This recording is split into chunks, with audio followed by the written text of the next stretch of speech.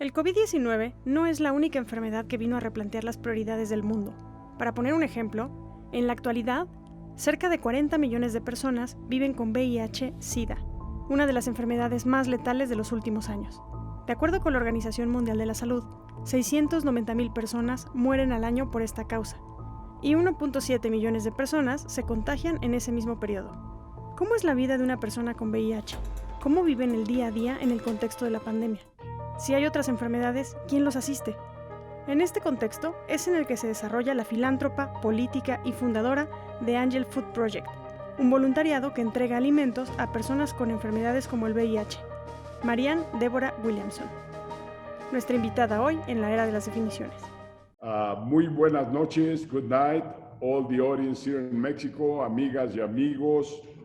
Mucho gusto saludarles nuevamente con ustedes en este su programa, hoy con grandes sorpresas. Espero que les va a gustar enormemente. Muchos conceptos que necesitamos hoy en día con el problema de la pandemia, con el problema económico y con tantas dificultades que estamos pasando en México y en el mundo entero. So here we go. Let me introduce to you our guest tonight, which is a great surprise, but most of all, it's a great honor for me. It's Marianne Williamson, writer, written many successful books, bestsellers, but she's got such a profound thinking, such a profound set of values that she conveys throughout her books that is really amazing to go through them. Books like Tears to Triumph, books like The Law of Divine Compensation, extraordinary book, the book Healing the Soul of America, and many others. So here with us is Marianne Williamson, and I'm proud to introduce her to you, the audience here in Mexico, and our Hispanic audience in the United States. So let's begin with you, Marianne. Tell us a little bit about your own person, your own self. Where do you come from? Why you decided to start writing? And where do you get such an inspiration, profound inspiration? Thank you. Well, first of all, I want to thank you for having me. It's a great honor to be here with you in conversation. I was born and raised in Houston, Texas. And my father was an immigration lawyer. And my brother is an immigration lawyer. So I grew up in a left-wing home, very aware of the plight of the immigrants and social justice issues. My father made it very clear to all of us that our job on the earth was to repair the world, to do what we could to overthrow forces of injustice and oppression. As I grew up, I became more and more influenced by issues of spirituality. I didn't see myself becoming clergy. I didn't see myself becoming an academic and teaching comparative religion and philosophy.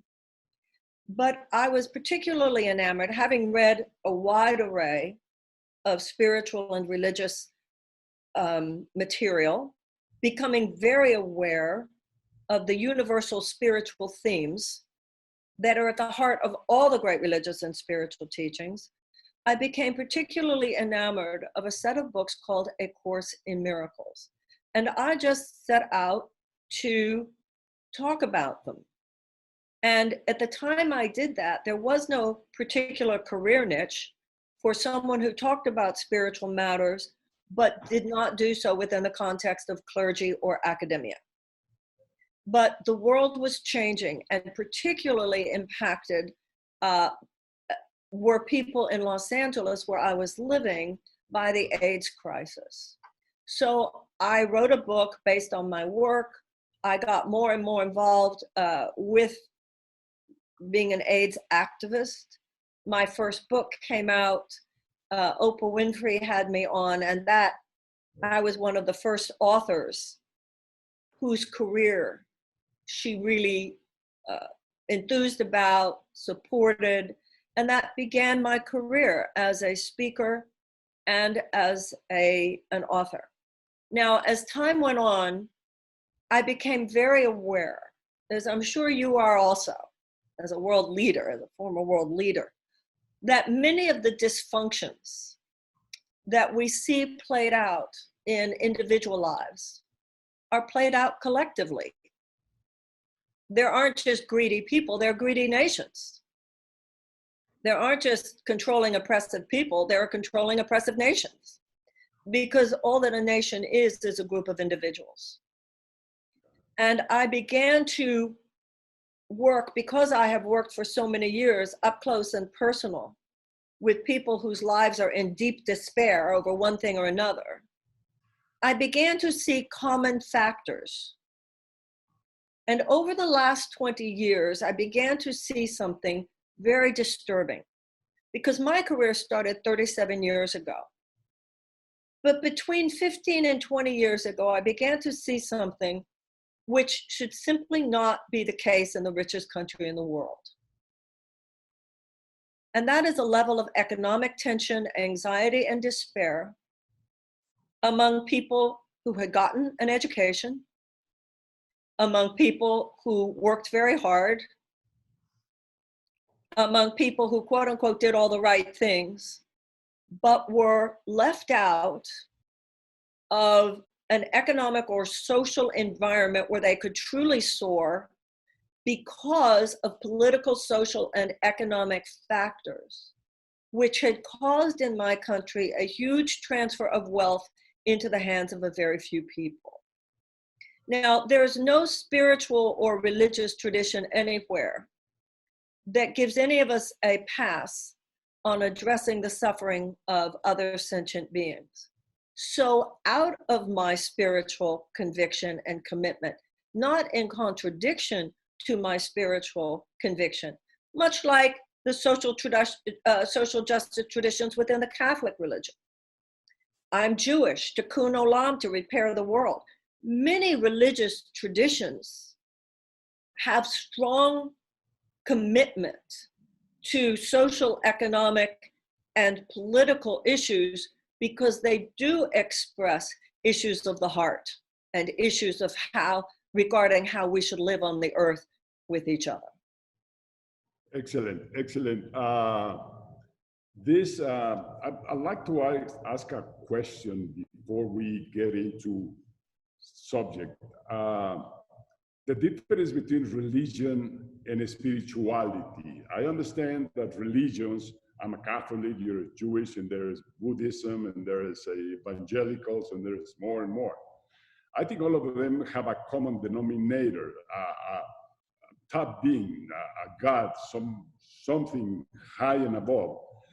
Spiritualism seems to be universal, because we catch the good from all religions, and we go to the deep values of humankind, of humanism, what's the difference? Could you explain us between spiritualism and religion? We can be both, I guess. You can be both, but the difference is exactly what you just said. Spirituality is the path of the heart, and the path of the heart is the core teaching within every religious system. I'll give you an example. My mother had a best friend, and her best friend was a Protestant woman. And every time somebody did something good, every time somebody did something compassionate, every time somebody did something of service, every time somebody did something forgiving, this woman would say, "Oh, he's such a good Christian." And finally, my mother said to her one day, "BJ, what do you think a good Jew is?" The issue of being a humble person, a person with faith in that higher power, and the recognition that we are on this earth to love each other, to do right by each other. That is the path of the heart.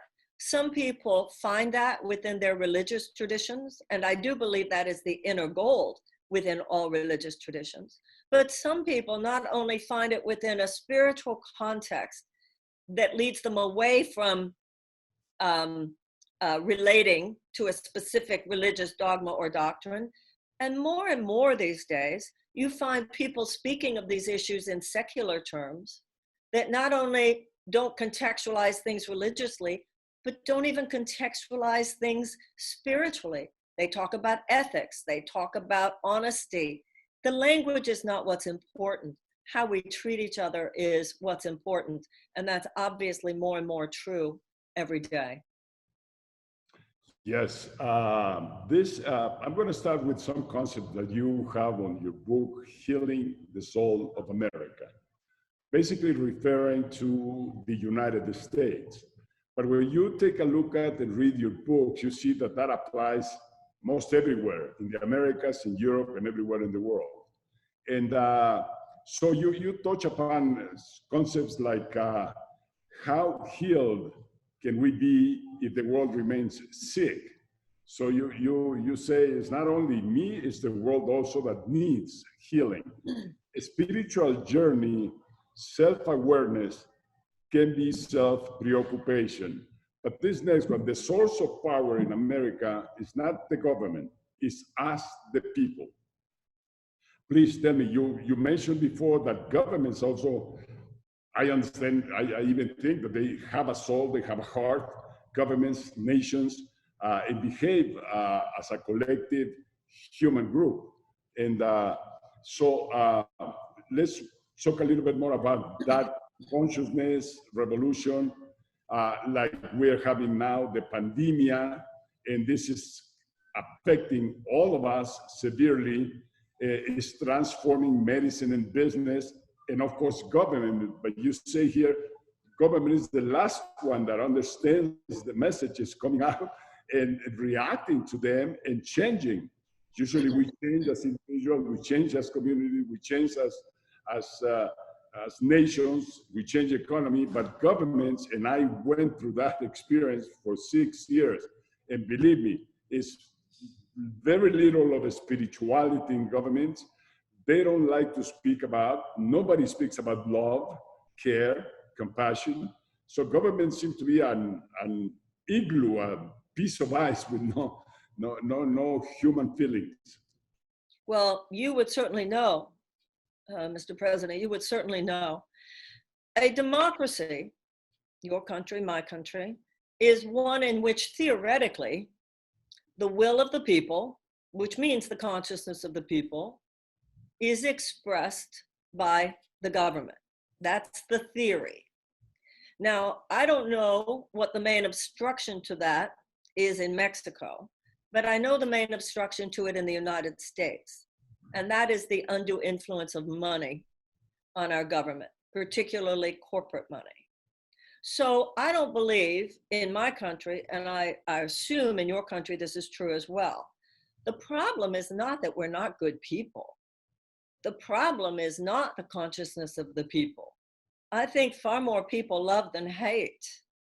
I think the vast majority of the people in the world are decent people trying to live decent lives, trying to create a world which will be better for their children. However, the disconnect is when the tools of governments are so within the thrall, under the thrall of forces that advocate for something other than the ultimate well-being of the people. Like I said, in my country, that has to do with corporate money, advocacy for health insurance companies, big pharmaceutical companies, oil and gas companies, gun manufacturers, military industrial complex, etc. For you, who've been the president of a major nation in the world, for you to say these obstructions exist and are at times unsurmountable tells us everything we need to know. Marianne, we have to go to a commercial, but we'll come right back. 1 second. Thank you.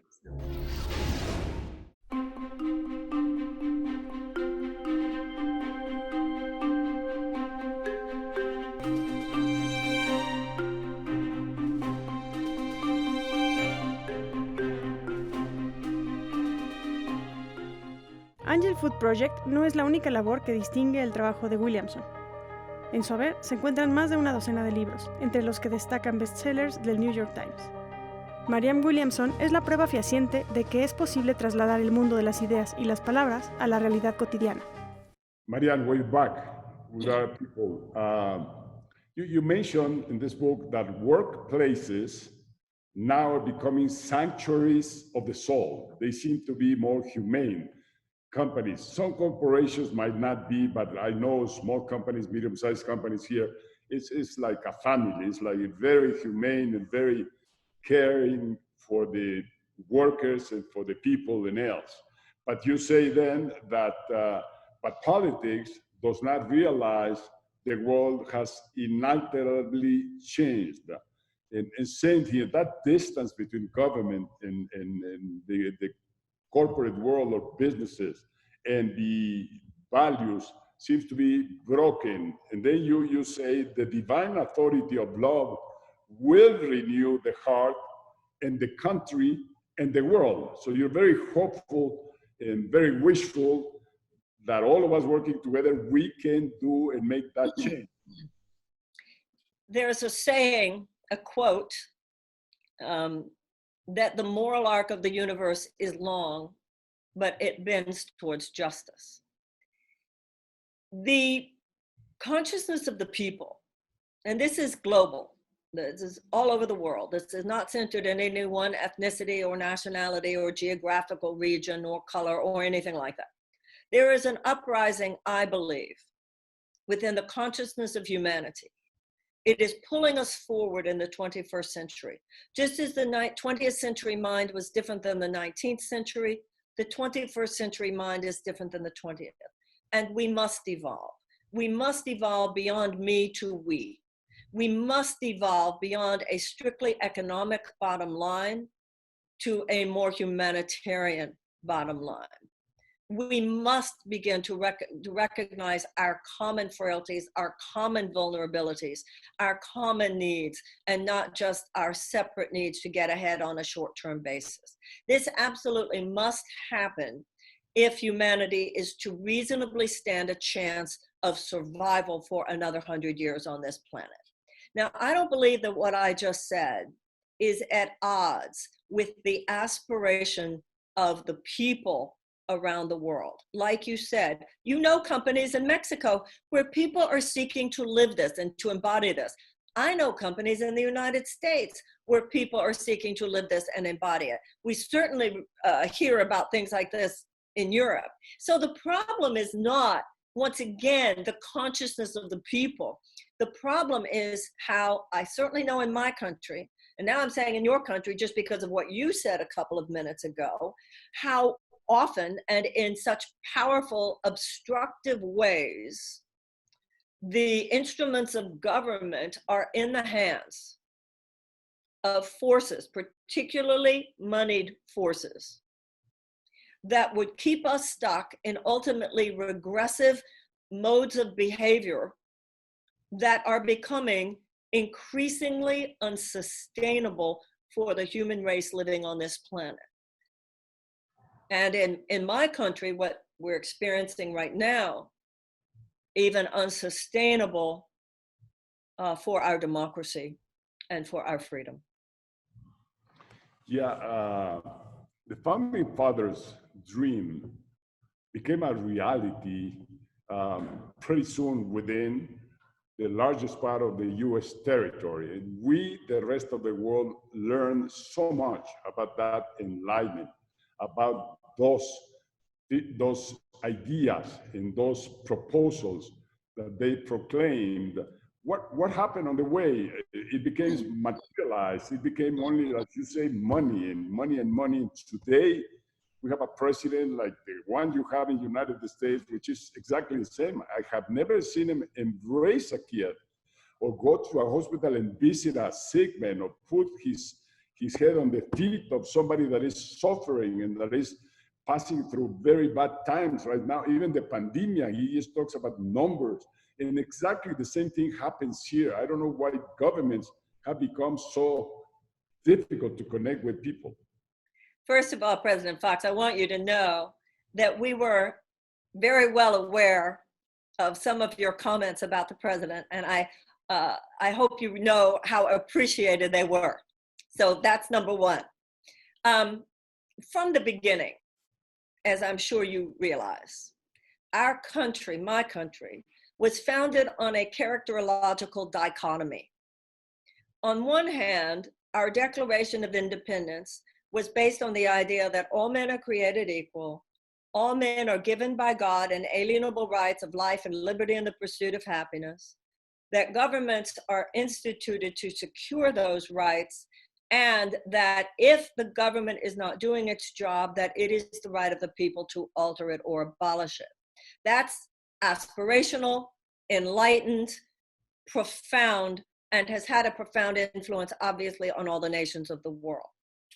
The problem is that even then, out of the 54 signers of the Declaration, 41 of them were slave owners.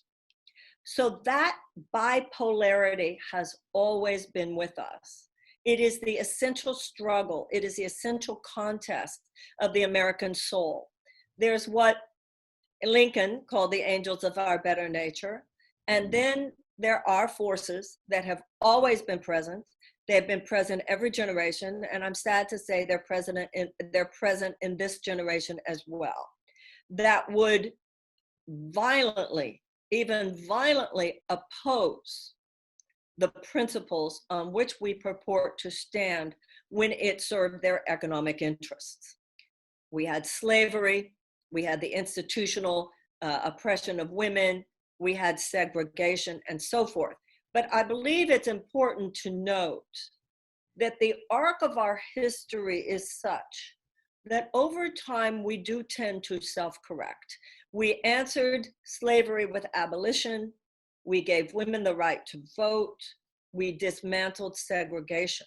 Now, what we are experiencing now is simply the newest iteration of that same struggle. What concerns me is the psychological and emotional unpreparedness for so many Americans based on the fact that we had been falsely educated to believe that the struggle had been handled once and for all, and that we could take for granted the freedoms and the liberties that were established at our founding. You know, as a Mexican, you are, and I've seen this because I've traveled internationally so much, sometimes other countries and citizens in other countries have a clearer view of the United States than Americans do. And sometimes Americans, when we travel internationally, have a perspective on our own country that we don't have. And unfortunately, way too many Americans have a very myopic view of our country that is filtered through some biases and quite simply false information that disserves us at a time like this. When you ask what happened, first of all, I don't want to glamorize or over I don't want to whitewash American capitalism before 1980, but I'm sure that you are very aware that how things began to change in the United States in the 1980s with trickle-down economics, with the Reagan era, where American capitalism became so disconnected from any sense of ethical or moral responsibility to the planet, to the people, or to the animals, that for all intents and purposes, our economic system became disconnected from any effort at heart. And then with the explosion of undue influence of money on our political system, our politicians became basic handmaidens to that economic system, to the point where we had become little more than a system of legalized bribery. And our government has for years now, in many ways, done more to advocate for short-term corporate profits than for the health and well-being of the planet and its inhabitants. And this is all now, as we know, and as you are well aware, and as you have stated very, very bluntly and powerfully, this is outrageous. And this must be spoken to, because it has now climaxed in not only the presidency of, but an entire political force field of nothing short of neo-fascist behavior in my country. Let me finish this chapter here with a statement from Martin King Jr. that you put in your book, and says, the establishment of beloved community.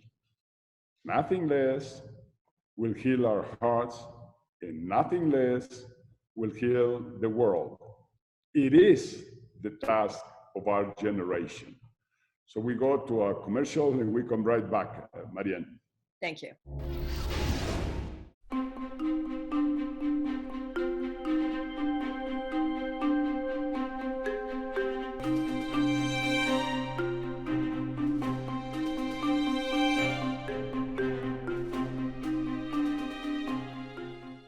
Además de la literatura y el trabajo dedicado a la filantropía, Marianne Williamson cuenta con una convicción política muy importante en el Partido Demócrata de los Estados Unidos, el actual partido opositor al poder.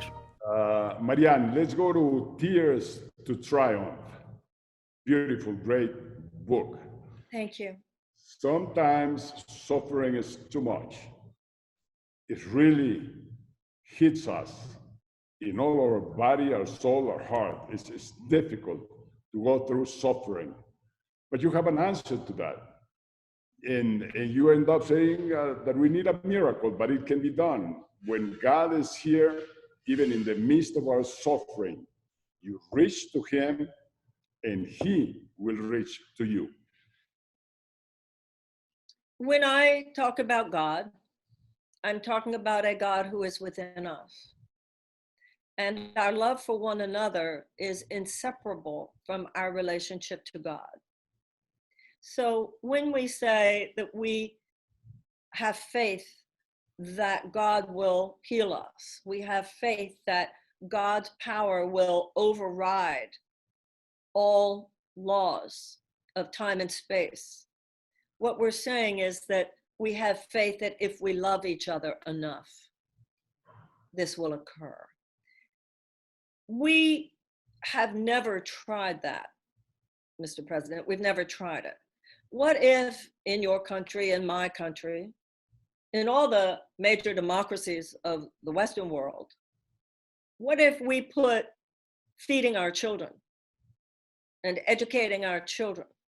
What if world leaders such as yourself, as you described your own experience, even the world leaders who want to do that, find themselves so obstructed by huge socioeconomic forces that continue to make the question of whether or not people are thriving peripheral and secondary, as opposed to the short-term corporate interests of what is essentially basically few people on the planet.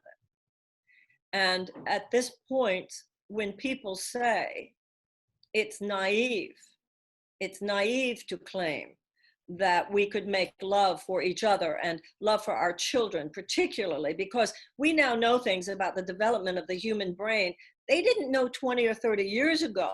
We now know how much of the brain development happens in very early childhood. If we were to front end our resources in the direction of our children, we could change this world within 20 years. People who say that it's naive to think that love could be the guiding principle, which means love for the hungry, love for the poor. We have 12,000 children a day who starve on this planet. And you know better than I do, there's actually no dearth of food. The levels of hunger in your country and in my country, they don't match what's possible. Now, people who say that it's naive to claim that we could make this shift, my response to that is, I believe it's naive to think humanity has a reasonable chance of surviving another 100 years on this planet if we do not at least try. Beautiful. Suffering, this is the second output of suffering, takes you to find meaning in your life. Why you say that? Through suffering, you sometimes are very blind. You can see nothing but your pain, your suffering. How do you find your meaning? You know, I have traveled a lot in my life and in my career, but my travel has not only been geographical. More importantly, I think it's been socioeconomically. I've been with the richest of the rich, including in your country, by the way, and I've been with the poorest of the poor. And what has impacted me is the recognition that no matter how much money you have, what you really want to feel is that your life means something. You want dignity. You want to feel that you are able to participate, not only in the actualization of your own dreams, but in the actualization of the dreams of the entire world. Maslow's hierarchy of needs. And I believe that there is a crisis of meaninglessness. Too many people, even who have the material resources with which to survive, and yet who feel no sense of purpose, no sense where they belong.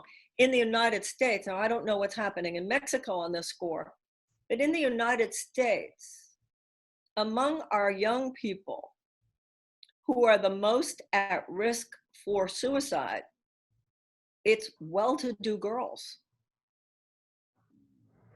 Girls who come from homes that are financially advantaged.